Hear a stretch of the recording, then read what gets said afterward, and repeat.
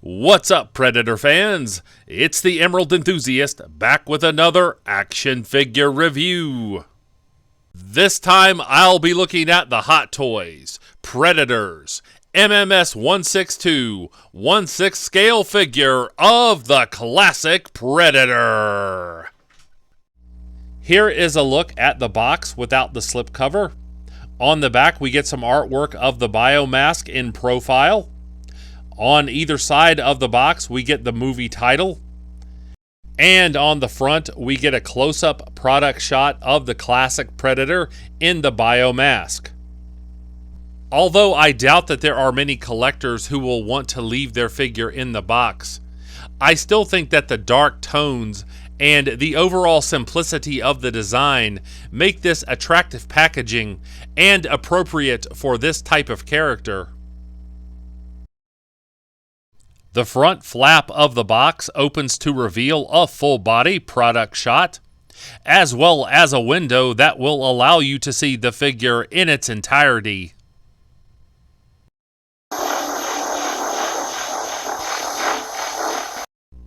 Let's have a look at the accessories, and we'll start with this Yautja skull, and the sculpt on this is amazing. You can see back here the insertion points for the locks. The mandibles seem a little fragile, so be careful when you're handling this piece. And here we have part of the wrist gauntlet. And it opens up like this. And the figure comes with two holographic accessories. You can see this translucent plastic that does a magnificent job at replicating the images from the movie. Here is the second holographic accessory, and I think that these are very attractive. I have an articulation issue with my figure in that I can't get the arm into a position where the Predator has a direct sight line to these. And here are the alternate hands. Each one of these is magnificently sculpted and painted, and the various finger positions give you lots of posing options. And here we see the classic Predator, free of the box and ready to rumble. I am very happy to have added this figure to my collection. I got an outstanding deal on it. However, as is often the case with Hot Toys, there are numerous issues with this figure, especially considering the age. So let's take a closer look at the loose details now. Let me discuss the light up functions here. Here are the original batteries that came with the figure when it was released in 2011. And this is where the batteries are on the back of the figure's armor, and this is what lights up the biomasks. I was very nervous that this area might be corroded. That was not the case. I was able to get the batteries out of the compartment safely. Obviously, these batteries do not work, but there's no damage to the figure. Here is the other battery compartment in the forearm gauntlet. The screw that holds this in is very small, so be careful when taking it out. Even though these old batteries didn't do any damage to the figure, I can still see corrosion around the edges. If you get this figure and you are handling old batteries, make sure to wash your hands shortly thereafter. Let's have a look at the lower body now. And I do want to point out that the figure is definitely top heavy due to the bulk of the upper body armor. But the details on the lower body are outstanding. Once again, Hot Toys has nailed the look of the Predator armor. You can see just how magnificent this gunmetal gray looks. The flesh and the nails on the feet look very realistic. The material used for the loincloth has not deteriorated, so I'm very happy with that. The netting is accurate, although it is bunching in places around the armor. But Hot Toys did a masterful job at fusing the plastic and the fabric in the hip area for screen accuracy. Here's a closer look at the torso, and the paint applications here are spectacular. You can see all of that detail there between the pectorals and the abdominals.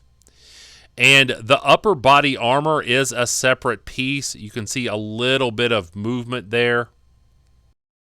Here's a closer look at the back of the armor, and Hot Toys did an outstanding job at making this look like different pieces of metal that have been fused together. The torso does have some articulation issues that I'll talk about later, but the appearance details are close to perfect. Now let's have a look at the arms, and here we see the gauntlet with the double blade. The musculature is accurate, and we get this very reptilian-looking skin. The armor does limit the articulation somewhat, more on that in a moment. But here is the other gauntlet with the self-destruct mechanism. This is an essential part of the character, and Hot Toys did an outstanding job with the sculpt and the paint detail here. Despite the size of the gauntlets, the wrists do rotate well, so I'm thankful for that. However, I will say that extending the double blades is not the easiest process. The movement is not a smooth one, so this is something that I don't plan on doing very often. Here's a close-up of the head sculpt with the open mandibles, and this head sculpt is pretty close to perfect. Here's a look at the predlocks. Those are rubber, so take care when handling them. The only criticism that I have here is that there should be a few more of these little black quills around the ocular sockets for screen accuracy. But the paint details on the mouth are just magnificent. The teeth look very sharp and threatening. Now let's have a look at the plasma caster. And detail is not the issue here. This is screen accurate, but this is a small area with very small joints. It feels fragile, so as you can see, it's already a little loose. So this is definitely not something that I'm going to manipulate very often. For that matter, after this review, I'll probably just put it into one position and never touch it again.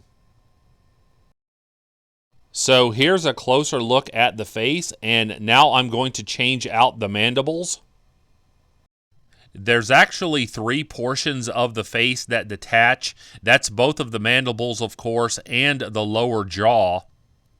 And seeing the figure like this made me chuckle a little during this review. You'll need to take the mandibles off to get either of the biomasks on, and this is the battle damaged biomask, and this is just incredible. Collectors pay Hot Toys prices for this level of detail. This is very eye-catching. Here's a close-up of the other biomask, and this is where the light-up function comes into play. Obviously, I cannot turn this on right now due to the old batteries.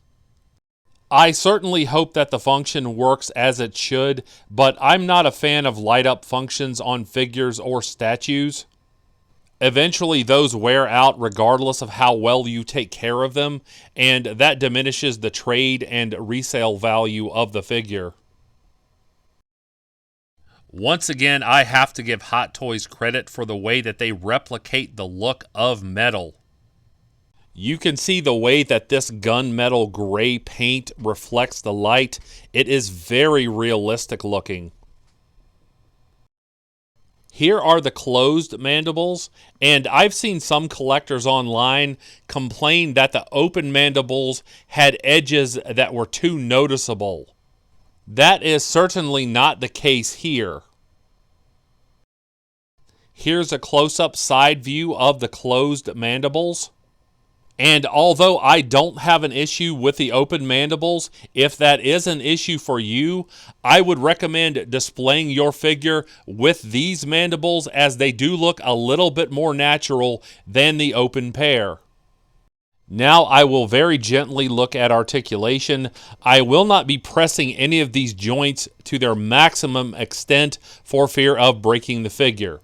So I can get the ankles to move backward and forward. They also rotate side to side.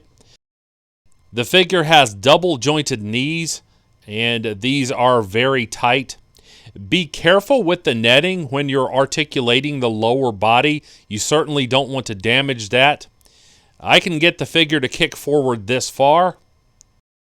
The figure steps back this much.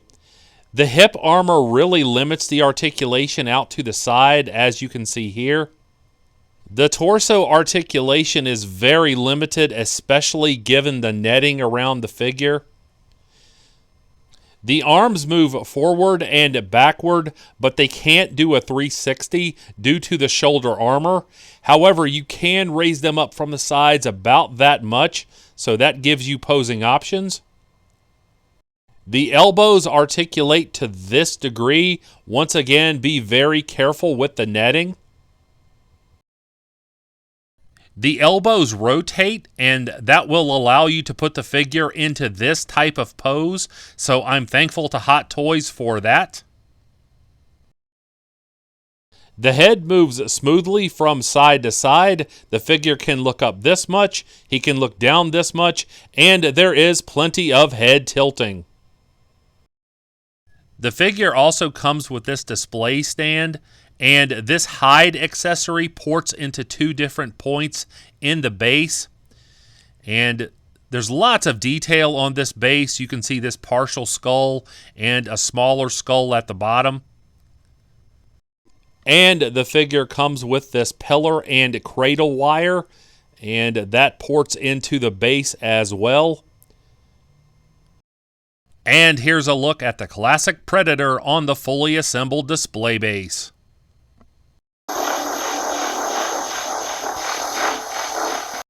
Like and subscribe if you enjoyed this review, and please tell all of your friends about this channel. I would certainly appreciate it. And I'll be back with more Predator content soon. But until we meet again, this has been the Emerald Enthusiast, and thanks for watching.